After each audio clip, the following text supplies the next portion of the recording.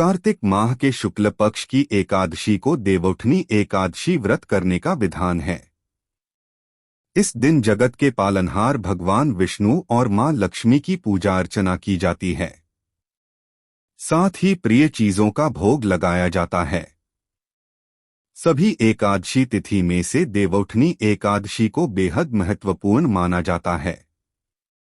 मान्यता है कि इस दिन सच्चे मन से उपासना करने से साधक को विष्णु जी का आशीर्वाद प्राप्त होता है और घर में सुख समृद्धि का भी वास रहता है। क्या आप जानते हैं कि देवउठनी एकादशी का पर्व क्यों मनाया जाता है? अगर नहीं पता तो आइए जानते हैं इसके बारे में। देवउठनी एकादशी का धार्मिक महत्व। धार्मिक मान्यता है कि कार्तिक माह के शुक्ल पक्ष की एकादशी से भगवान विष्णु 4 महीने के योग निद्रा से जागते हैं। इसलिए इस दिन देवउठनी एकादशी का पर्व मनाया जाता है। इस दिन से शुभ और मांगलिक कार्य शुरू होते हैं। इस शुभ तिथि पर साधक व्रत करते हैं और विधिपूर्वक भगवान विष्णु और मां लक्ष्मी की पूजा अर्चना करते हैं। साथ ही विशेष चीजों का दान करते हैं। मान्यता है कि इस एकादशी व्रत को करने से जातक को सभी तरह के पापों से छुटकारा मिलता है। साथ ही शुभ फल की प्राप्ति होती है। देवउठनी एकादशी 2024 डेट और टाइम।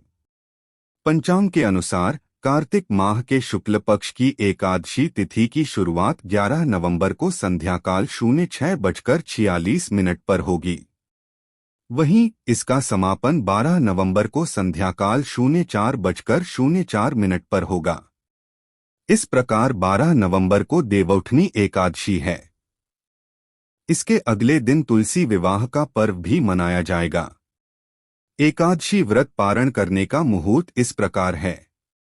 देवउठनी एकादशी व्रत का पारण 12 नवंबर को सुबह 06:42 से लेकर 08:51 तक है।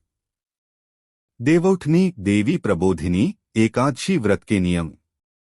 देव प्रबोधिनी एकादशी व्रत में दशमी तिथि से ही सात्विक आहार लेना होता है।